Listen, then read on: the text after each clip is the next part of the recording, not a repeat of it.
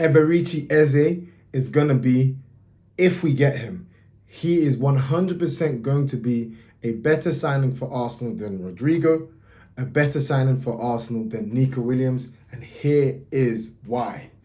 He's exactly what we need. Obviously, so Fabrizio is reporting that Arsenal and Eze's agents have had contact the past weekend. So if I and obviously we know Fabrizio is good at these things, Arsenal are actively looking at Eze. I feel like I manifested this because I could swear, if not my last video or the video I did before, I was talking about Eze and talking about why Arsenal need to go after Eberechi Eze, right? I was talking about that. But you know what's crazy, right? All I'm going to say is this. Think about him. People may balk at £68 million, right? People may say, oh yeah, that's too much money, yada, la, la, la. How is that too much money? How is 68 M's for Eze too much money? How is 68 M's for a guy who single-handedly won his team the FA Cup, Crystal Palace?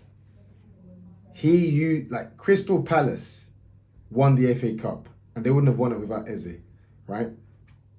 68 million is not too much for him. 68 million is not too much for him at a club that spent 65 million on Kai Havertz, when frankly his market value at the time was worth probably closer to 25 million. So in my opinion, we overpaid by 40 million for him. 68 million or whatever the release clause is not too much money for a club who spent 72 million on Nicolas Pepe, right? You're getting an Eberechi Eze, number one, obviously old Arsenal connection, but you're getting a 27-year-old Premier League proven player. Now, why do I think this is a better signing than Rodrygo and Nico Williams? It's not that Nico Williams is a bad player. He offers so much. He's got an X factor. All of these guys, Rafael Leao, Nico Williams, Rodrygo. If you ask me who I would sign right now out of all of these in Eze, I'm buying Eze. You know why I'm buying Eze? Because Eze, it's about what the player brings. What do Arsenal need more than anything? They need X factor. They need someone who can get the ball, who can produce some magic out of nothing, right? And the thing that I've been saying that I haven't quite liked about our offensive signings is that they're predictable. Not only are they predictable, but we're going for people who don't really want to come to Arsenal. And I remember saying it on a video, maybe 2-3 videos ago, that I want to see better from our scouting team. Actually look at, scout and buy from a place of what the team needs, not just the name. And people are Rodrygo's a good player, and I'll take him, but he doesn't want to come to Arsenal. It's going to be this long, protracted thing, and we're going to spend, like we always do. Like we did with Sesko last summer. Like classic Arsenal fan, we do, will we, won't we? We do this dance. We dance with a player that doesn't want to come to us. We dance with a player that's not excited about the project. And then we'll end the summer with transfer and saying, oh yeah, well, at least we tried, we went for him. No, why not scout, look for what the team genuinely needs, and find a player, regardless of the name, that can give you everything the team needs. And you look at Eze, he gives us exactly what he needs. He's not exactly slow. He's not the fastest player, but he's not slow. And he's not slow. And he's going to be in a team where he gets more of the ball. And plus he ticks so many boxes. He ticks the left wing stroke inside forward role perfectly. And he ticks the role of advanced 8 that can push Martin Ødegaard and say, bro, if you don't pattern up, you're coming out of the team. Right? Eze offers that. X factor. Deadly in the box. Good delivery. Eye the needle passes. He can do all of that. For me, this is exactly the signing Arsenal need. And what I like about this is that this is kind of like a throwback to what the strongest teams in the Premier League used to do. What do I mean by that? Cherry pick the best of the rest, right? And this brings me into Christian Norgaard, right? You're hearing a lot of discourse. He's not better than Thomas Partey. He's not meant to be better than Thomas Partey. He's not better than Thomas Partey. Duh. Thank you for stating the obvious. Thomas Partey is a really good player. right? But the fact of the matter is, 60 to 65% of his time at Arsenal, he spent injured. So why would you give someone who spent 60 to 65% of their time at your club injured a new contract on more money? Makes no sense. Yes, he's not better than Partey, but he's the captain of a Brentford team who are a high-performing team year on year on year in the Premier League. And we're taking their key player. This is like a throwback to the days that United and City used to do this. Like they used to do this. They used to cherry pick the best of the rest and make them squad players. That's what you're meant to do. Like Norgaard is not coming in to start. Zubi's going to be the starting six. But no, thank you. Premier League proven centre mid, who's who's used to playing in the Premier League. The bedding and implementation won't be ages. He lives in London already. Yes, please. Yes, please. Same with Eze. Lives in London already. He can play on the different styles of managers. Yes, please. Knows, yes, please. Has played with some of the players in Arsenal for England. Yes, please. Come on. It's a no-brainer for me. It's and I think this is what it's about. We're building a squad. It's about building a squad that can be built to deal with the rigors of the Premier League, Champions League, all the things we want. We actually are kind of getting it. We said we wanted a squad. We're getting a squad. Bruv, I will take Norgaard as backup. I'm not saying he's Busquets, but the captain of Brentford, a team who have caused Arsenal problems, caused teams many problems, a team that had one of the best home records in the league last season, one of their crucial players, we're taking him to be a squad player. How can that be a bad signing? Let me say that. We're not buying him to be our starting midfielder. We are taking one of Brentford's best central mids and putting them to be on our bench and to be someone who can stand in for Zubimendi. That's a good signing, especially for that price as well.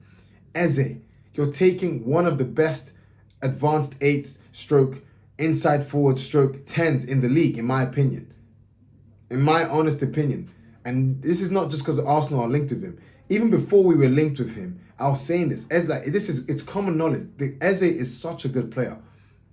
Such a good player. And finally he's actually getting recognition and has the opportunity to get a big move. And don't sleep on him. Bro, Eze comes into our team, he starts. For me, he starts over Martinelli. For me, he starts over Trossard. And if Rodrygo isn't careful, Eze can push him out of the team. So it's, for me, perfect signing for Arsenal. And this is what we need to do. Cherry pick the best players. United used to do this.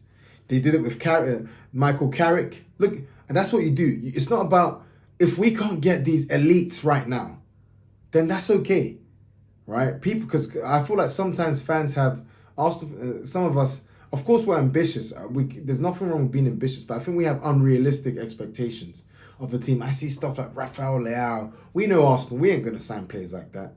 Break out of our wage structure for them. We ain't gonna do that. Same with Nico Williams. All of this stuff, I laughed it off. I've never backed any of this weak Williams talk because I know this club. But when you actually find someone who is available, who then we can bring in line with our structure, why would you not jump at him? For me, that doesn't make sense. But anywho, I made the point about Michael Carrick. That's the whole point. You buy in players that give you what the team needs, right?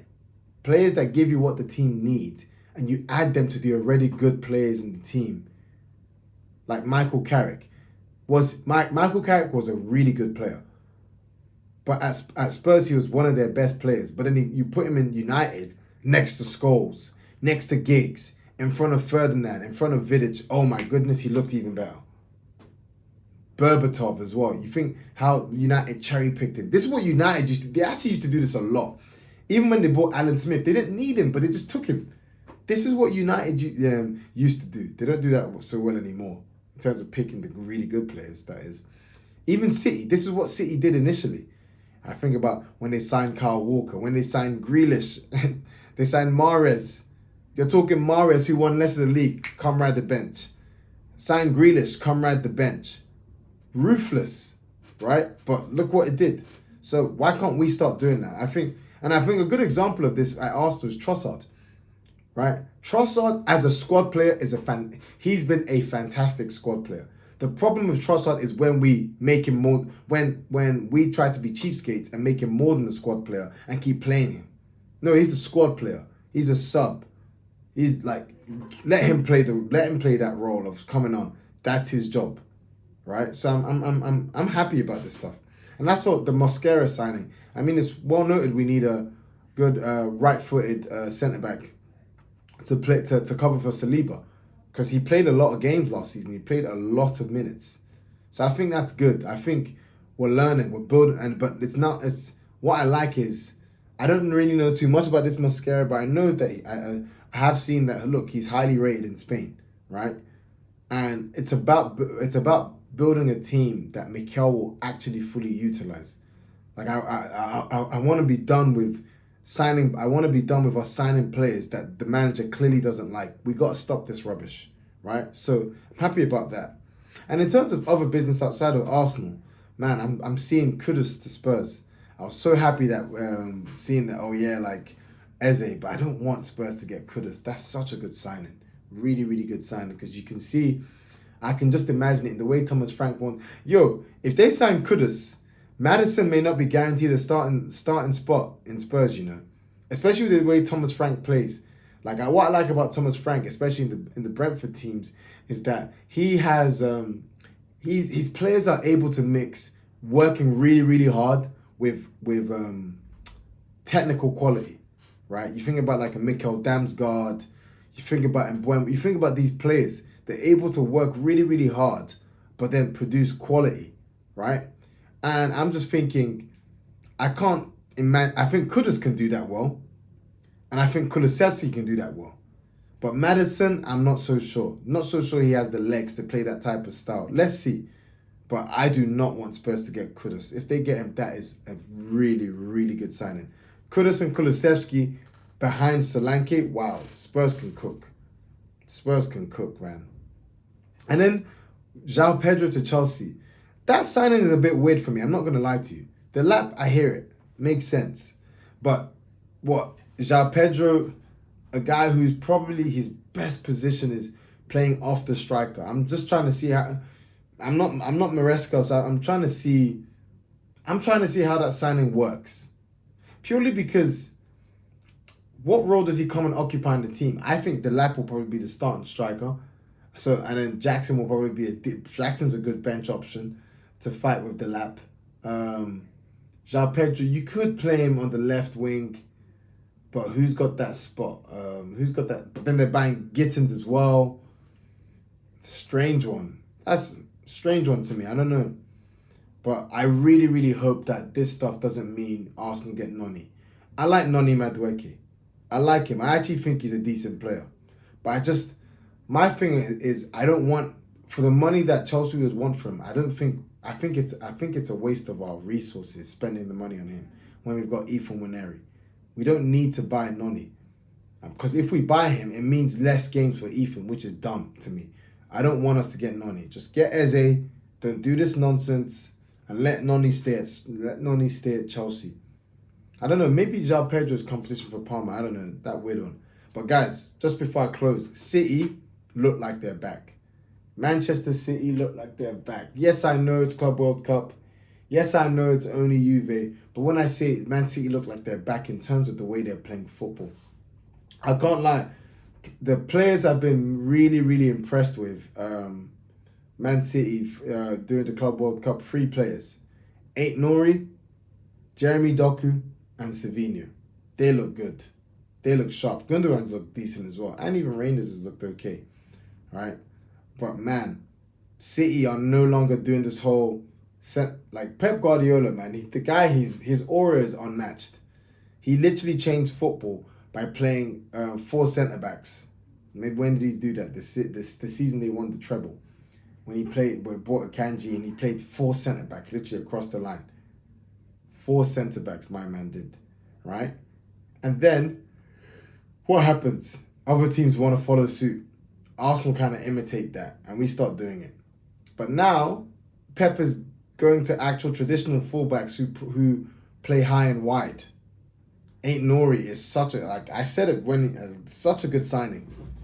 And what I like about it is I'm not gonna lie, getting James Olcott, shout out to him, sick content creator. I love his stuff. Getting him on Club World Cup is such a good look, because man's tactical ball knowledge is sick, and he said the exact same thing that I was thinking. I was just like, wow, like Ain't Nori it's a throwback to the old City. Ain't Nori is like a throwback to the Benjamin Mendy days for City. It's a throwback to the days where you had him on the left and Kyle Walker on the right. Obviously, Mateus Nunes as well. His understanding of Savinho and Bernardo Silva is getting better and better and better.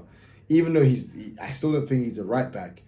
It looks like Pep is going to play in there, but like it looks like it's going to work well with the fullbacks high and wide, meaning that the likes of Savinho and Doku are coming inside. And Doku, I can't lie, like when you force these types of players to have to do a lot more work on the inside, it forces them to work on their end product. And these guys, they've looked sharp, man. I mean, that Savinho finish when he smacked it outside the box, I'm like, what? I would not see Savinho of this season just gone doing that. And even Doku with the chop, like, bruv, this one-on-one demon inside the box, wow. Yeah, so City look like they're back. They really look like they're back. So, yeah, Arsenal just need to be on it. Let's just get our signings done. I don't even want to talk about the whole striker situation. Just get me a striker. I don't care who it is. I don't care if it's Šeško, Jokeres. Just get me a striker. And yeah, that's pretty much all I wanted to say, guys. Take care.